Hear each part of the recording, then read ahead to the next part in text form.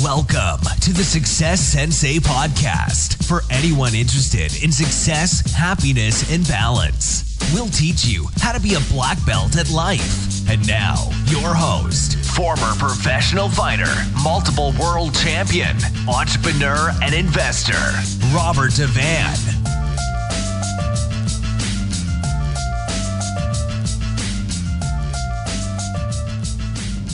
Bowing in. This is Roundhouse Rob, the Success Sensei, helping you to improve your life one kick and punch at a time. And today I'm going to be talking about goal setting. Goal setting, I'm not mad about the term goal setting. It's a little bit gank because it's been used for so long that I think it actually turns people off. They think goal setting, time management, all these terms, they've been used for quite a while.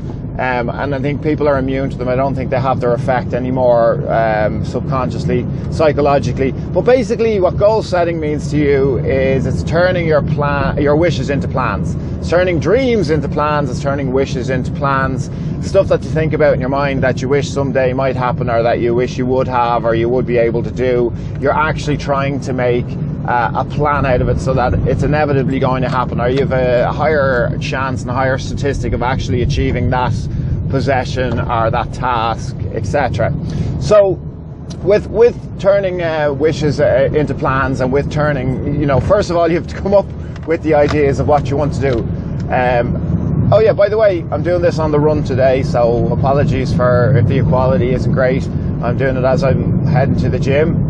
I've just back from Euro Disney late last night, and I've been eating nothing but crap for the past few days, so I feel bloated and gank, and I'm going for a quick detox. So I says, you know what, while I do it, while I go in the van, I'll do a podcast as well. So I'm trying to effectively use my time as good as I can. So the reason why I do these, again, I know I've said it in the past, but the reason why I do these podcasts is I'm doing them, number one, and not necessarily in this order, to get this stuff out of my head.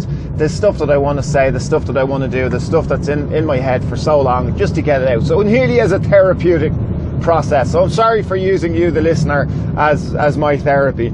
Another huge reason, which probably is reason number two, even though I've listed it, reason number one, even though I've listed it as reason number two, is to have something, recorded that I can actually hand to my children, or let my children listen. They might never listen to it, they might not have any interest, but lessons that I would, I'm recording these in such a way that it's lessons that I wish I had heard, I wish I had gotten when I was younger, and that would help me on my path. So they are specifically for my children, even if nobody ever listens to them. So back to the task at hand, goal setting. So everybody should set goals. Not just waking up in the morning and thinking about what you'd like to have or do, not just going to sleep at night and mulling it over in your brain really quick, oh, what would I like to do, what would I like to have, but actually written goals. If you have written goals with a timeline, proper, broken down into segments, you have a higher statistic of achieving them than anyone who's just willy-nilly thinking about them in their mind. Now, I'm all for free-flowing and waking up every day and taking it each day as it comes along and going with the flow and living your life in the moment. That's all great, and it's all very, very necessary, staying in the present. But it does not set up your future. It does not prepare your future.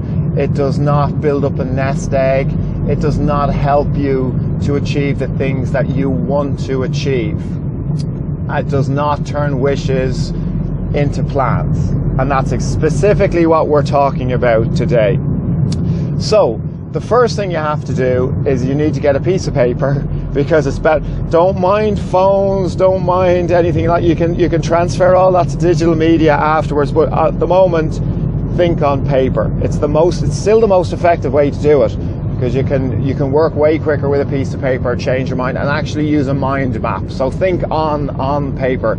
As your thoughts come out, write them down, and then you can put it into a proper document, and then definitely save it to your phone so you can look at it every day, or print it out in physical format so you can look at it every day, because that's a very necessary part.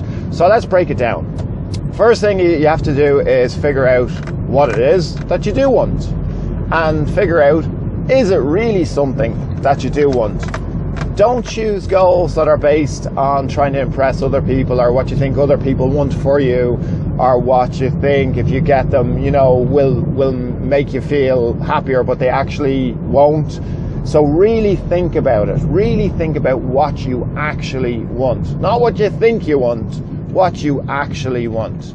If you're just thinking that you want something, but it's not really a proper goal, I'll give you a perfect example.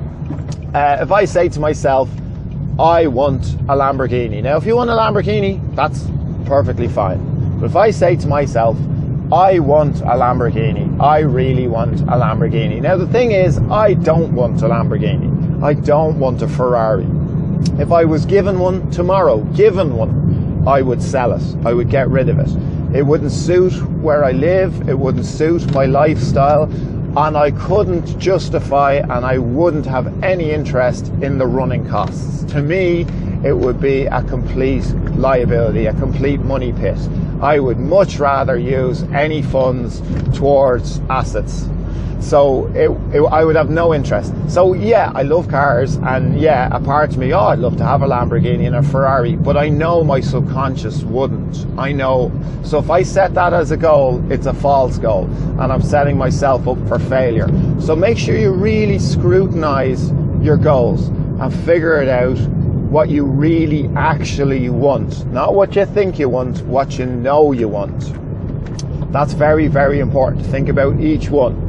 Certainly write down everything on the piece of paper, and then you can go through it. So do think big at the very, very start.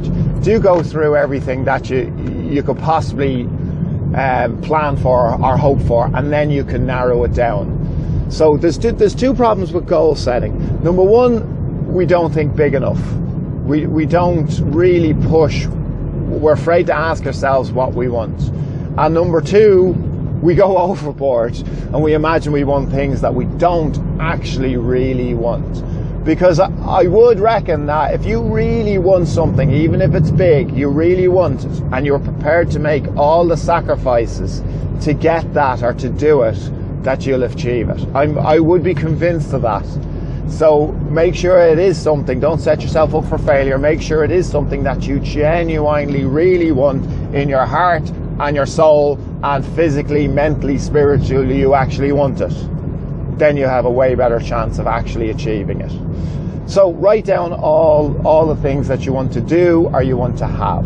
Break it down into whatever categories. I hear people give it, when they talk about goal setting, they'll give you all these different categories. You make your own categories, whether they're family goals, whether they're business goals, whether they're financial goals, whether they're educational goals, whether they're friends and relationship goals. Did I leave anything out? Whether they're health and fitness goals. How did I forget that one when that's the industry that I'm in? Why didn't I list that one first? But anyway, you get exactly what I mean. List it in whatever categories you want. Reading goals, you understand. Put them, get your categories and get your subcategories.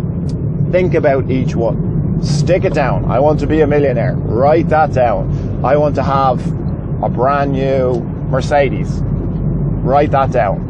See, I couldn't justify that one because I'm not mad about brand new cars. I just think that as soon as you drive them out, bang, I can just see the money that you've lost. So for me, that's not going to work. It's not going to motivate me. A second-hand one, yeah, but not a brand new one. For me, I like to think that I've gotten a deal and that there's a little bit of equity in what I purchased, even if it is a liability, even if it is a depreciating asset. So, as I said, think about your own goals clearly. Break them down into all your categories, and now start thinking. Write down whatever you want, and then start going through them. Do I really want this? If you can justify it and you do really want it, and that's fine, it doesn't matter if it's a material possession. I'm not saying don't say you want a flashy car, or don't say you don't want a Rolex watch. If you are a flashy new suit, if you can justify it yourself, that's perfect. If you can not even justify it, but if you can prove that you really, really do actually want it, like this is something that you want, that is perfect. Then you're going to achieve it. remember now, people who set goals have a higher statistic of achieving more than those who don't set goals. I have no scientific proof behind that, and I certainly don't have any stats, but I know that that's correct, and I know it's true, and if you believe it as well, the process is going to work for you. So I know all my whole life, anything I've ever achieved, everything I've had written down first. Have I achieved everything that I set out? No. Am I way further along the path having written plans and goals than if I hadn't? Oh, absolutely, without a shadow of a doubt. I couldn't have achieved, I don't think, even half the things that I actually have done. It's very hard to even keep track of what I have done. I'm about to do another podcast as a snapshot on the last 5 years of my life and what I have managed to do as a therapeutic process for myself, and to force myself to reflect on the amount I have actually achieved when I think I haven't done enough. So I'm going to do that. So anyway, like the task, sorry for going off on a tangent. That's the great thing about these podcasts. You can go off in whatever direction you want, and they can be very organic. So you've gotten your goals, you've written them all down. The next thing to do, to make them, again, they're still only dreams, they're still only desires until you start adding a time frame to them. So you need to add a time frame. Now here's where a lot of people become disheartened and a lot of people trip up. Your goals will take way longer than you anticipate. So you will write, I want a new car within 12 months. Maybe you'll do it. The odds are against you. That's a fairly short time frame. So keep in mind when you're setting out your time frames, who was it I was listening to recently, and they said that when it comes to short term, we overestimate what we can do, and when it comes to long term goals, we underestimate what we can actually achieve. So keep that in mind with your time frames. Give yourself that little bit longer. Maybe set out 2 or 3 years. You should have a 5-year plan. You should have a 10-year plan. You should have a 20-year plan. No one likes to talk about retirement and pension, but you should have a plan for 25 years, for 30 years, for whatever age you are now. You should have your retirement age plan in place as well. So you have your 1-year goals, you have your 12-month goals, you have your 2-year, 3-year, 5-year, 10-year, 20-year, full life goals. Sometimes you're better off thinking with the end in mind, as morbid as that may be.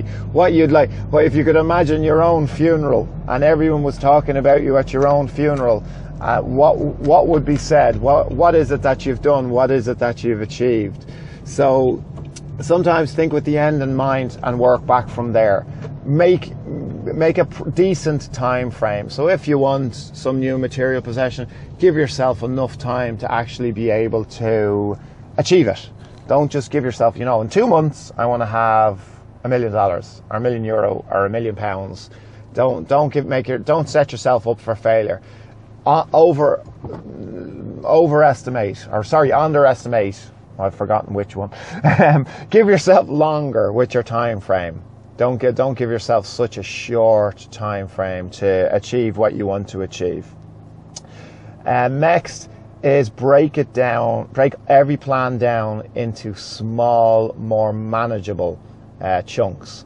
So if the goal obviously is to purchase a new vehicle, you need smaller financial goals. So put the cost of whatever it is, 20,000, 30,000, 40,000, 50,000, 100,000, I don't care. It doesn't matter what it is that you're actually trying to achieve. Break it down. Know how much you have to put aside every day if you have to, every hour if you have to, every week or every month, depending on whether you're a monthly salary earner or a weekly salary earner. Make sure you write down how all the small increments that you need to add up to this larger goal.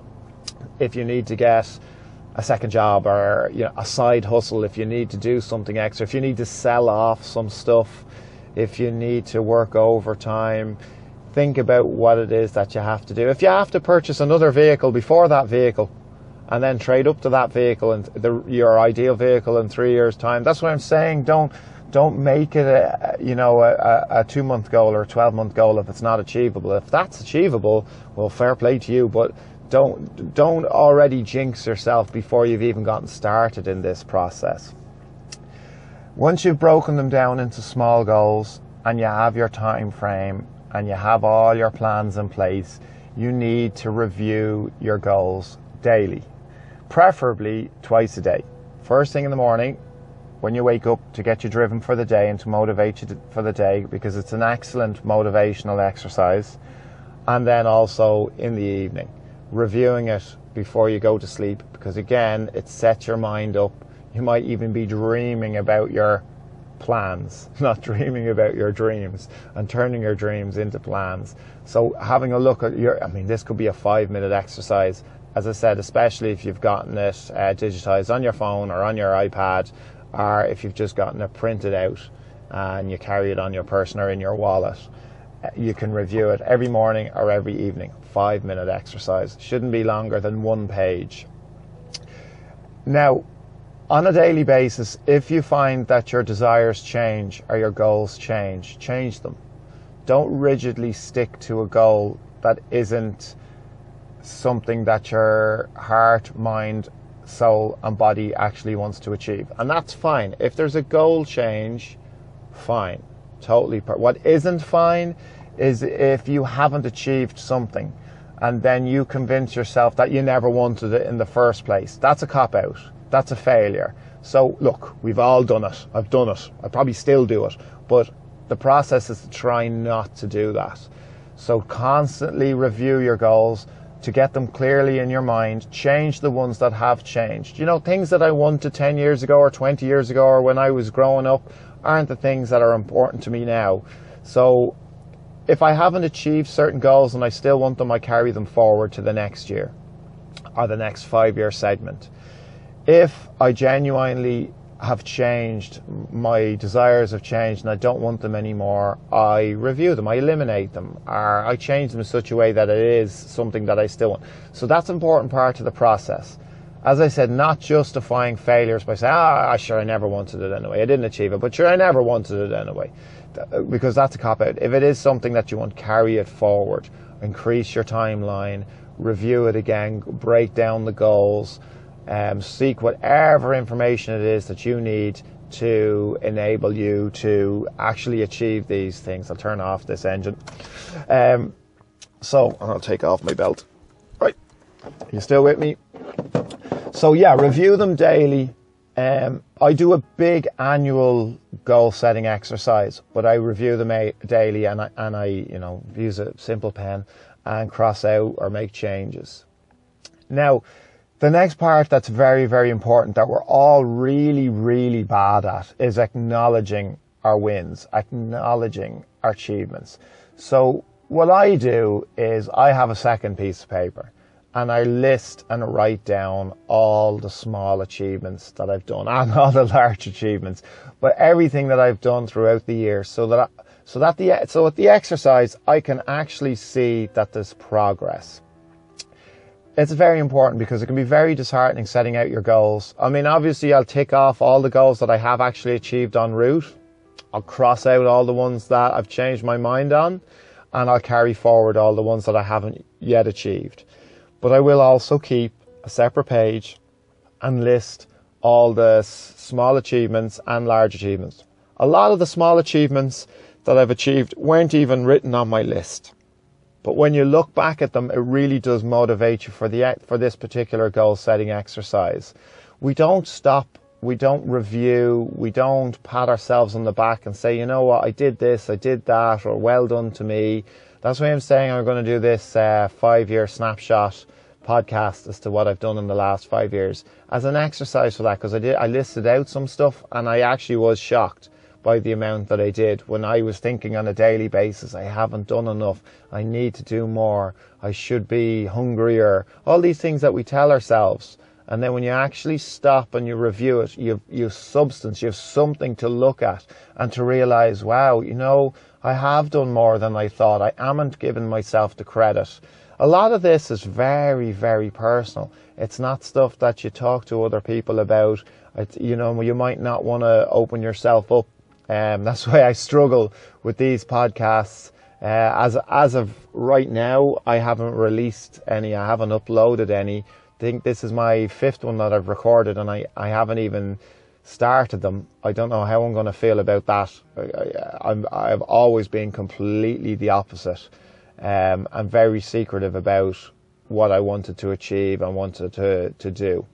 So you've got 2 frame of minds, and 2 different types of experts will give you totally different opinions on once you have your goals written.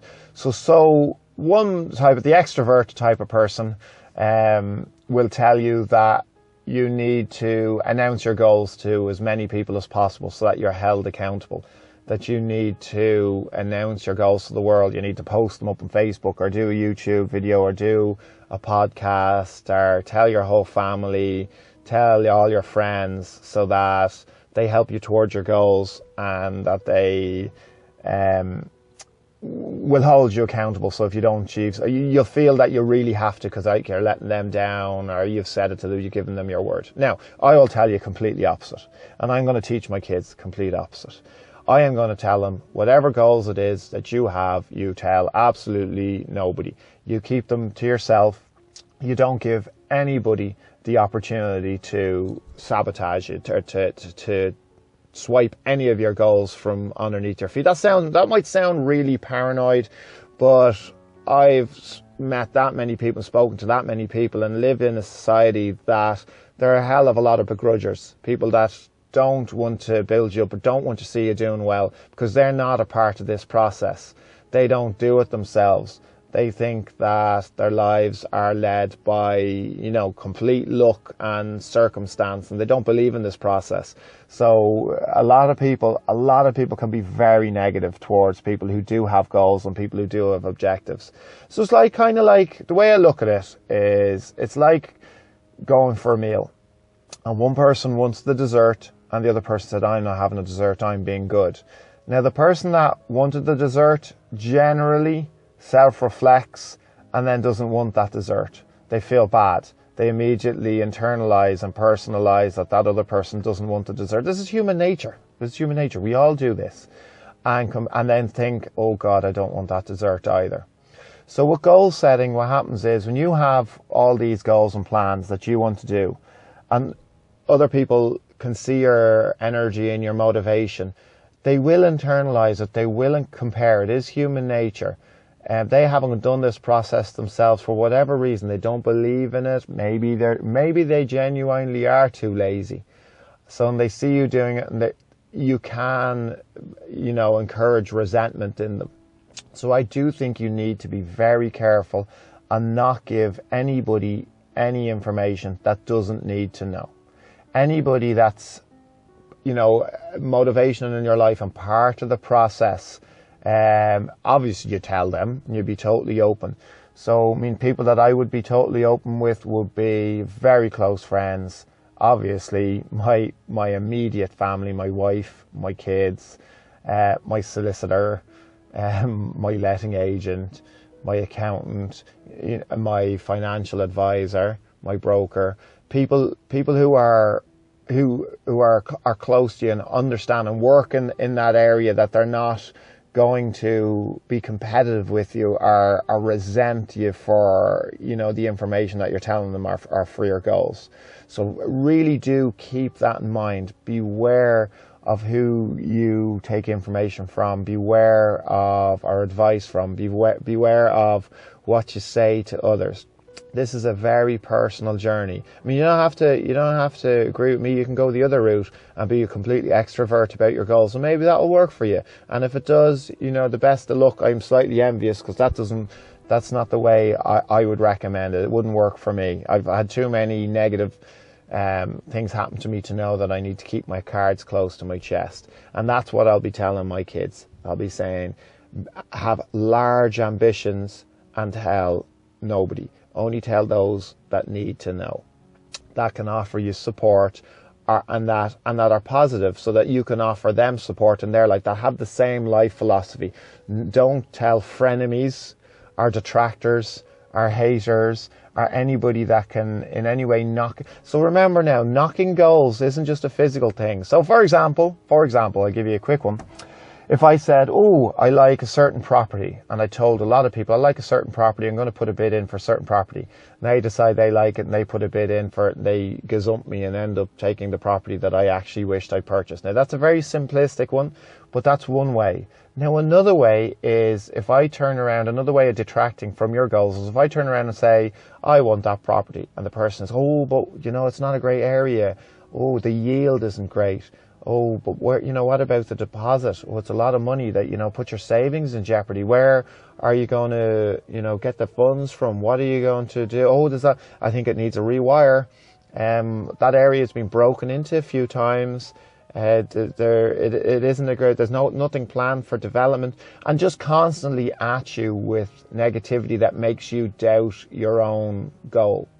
That is definitely to be avoided. That's why I'm saying keep your cards close to your chest, and I would advise you not to be telling anybody who doesn't need to know. They are going to compare. They are going to compete. I understand that you even listening to this in the first place, and you even following through any of this exercise, you're already highly motivated. If you weren't highly motivated, you wouldn't be listening this far into this podcast, and you also wouldn't be actually actively taking part in this goal setting exercise. So you're already self-motivated. You don't need to be searching for motivation from sources that don't understand the process and could take away from your goals. So you only need to deal with people who understand the things that you're trying to do and can help. And it's not just a one-way street. Obviously, those type of people, you'd be in a position to help them back. That's the way this works. Like attracts like. So position yourself with people in positive frame of minds who you both want to have a mutually helpful relationship with. So I wish you the very best with your goal setting. I hope this has helped. Make sure that you do review them every day. That's where your motivation comes from. Have a look at what you want to achieve. Change what you need to change. Think larger than you are thinking. Think bigger than you are thinking. But make the time frames longer than you are thinking. So make the goals bigger. Make the plans bigger. But elongate the time frame. Everything takes way longer than you can possibly imagine. There's more obstacles. Life gets in the way. So make sure you elongate your time frames and you break everything down into manageable chunks. You talk to experts and advisors and mentors, and you review daily, large annually, maybe even monthly reviews. And you use that to motivate yourself on a daily basis. I've 100% faith if you follow this through and you follow that process through, you will achieve more than you would achieve if you didn't do it. If you just leave it for organic achievement, you're leaving too much to circumstance and to luck. Things that I'm not a huge believer in. Luck and circumstance can contribute towards your goals, timing, all that kind of thing. Yeah, but I'm not going to live my life completely reliant on that. So if you do this exercise, I've 100% faith you're going to achieve way more than you would achieve if you didn't do it. So thank you for listening. I'm Roundhouse Rob, the Success Sensei. Life is a fight you can win and enjoy. Bowing out. This has been the Success Sensei, fighting the winning fight. So add us, subscribe, like, and comment. Keep those hands up and keep moving forward.